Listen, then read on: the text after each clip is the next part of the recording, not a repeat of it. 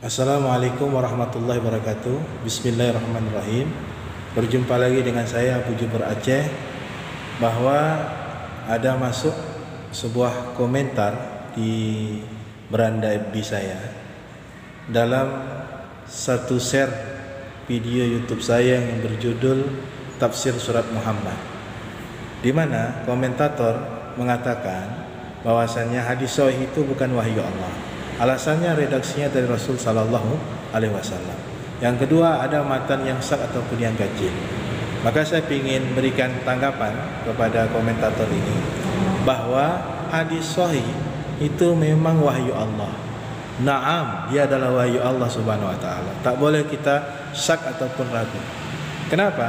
Karena Allah berfirman dalam surat Nazm ayat yang ke-3 kalau nggak salah saya. Wa ma yantiqu anil hawa in huwa illa wahyu yuha.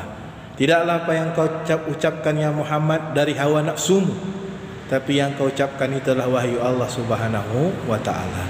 Jadi yang diucapkan Nabi sallallahu alaihi wasallam adalah perintah Allah, larangan Allah Subhanahu wa taala pada hakikatnya, dan dia merupakan wahyu Allah Subhanahu wa taala. Oleh karenanya umat Islam mengenal dua wahyu Allah.